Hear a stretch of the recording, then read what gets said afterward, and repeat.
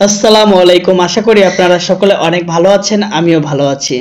আজকে আমি কি নিয়ে কথা বলতে যাচ্ছি আপনারা হয়তো আমার ভিডিওর থাম্বনেল দেখে অনেকেই বুঝে গেছেন। আজকে আমি আপনাদেরকে দেখাবো যে কিভাবে আপনারা বাটন ফোন দিয়ে আপনারা বিকাশ থেকে পেমেন্ট করতে পারবেন। তো আজকে এই বিষয়ে আলোচনা করব। আজকের এই ভিডিওটি শুরু করার আগে আপনার কাছে আমার ছোট্ট একটি রিকোয়েস্ট, আপনি যদি আমার চ্যানেলে নতুন হয়ে থাকুন ইউটিউব চ্যানেলটি সাবস্ক্রাইব করে ফেসবুক পেজটি ফলো করে পাশেই থাকবেন।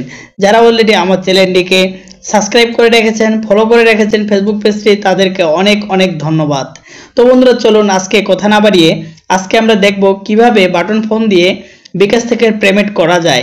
তো আমাদের অনেক সময় কেনাকাটা করি, আমাদের ক্যাশ টাকা থাকে না, তো আমরা কিভাবে পেমেন্ট করব আজকে এটাই দেখব।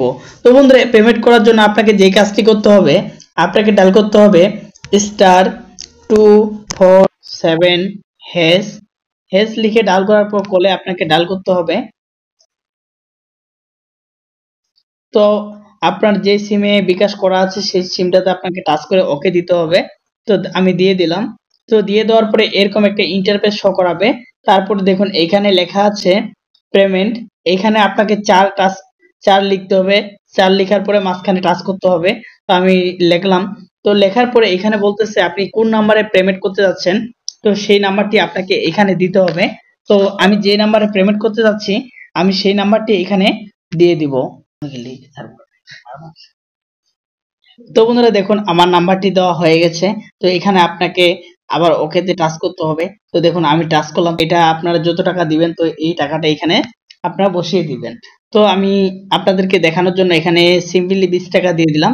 তারপর আবার ওকেতে টাচ করলাম। আপনারা আবারও এখানে 20 টাকা লিখবেন বা অথচ 1 2 দিতে পারেন। তো দেওয়ার পরে আপনাকে আবার মাঝখানে টিপ দিতে হবে।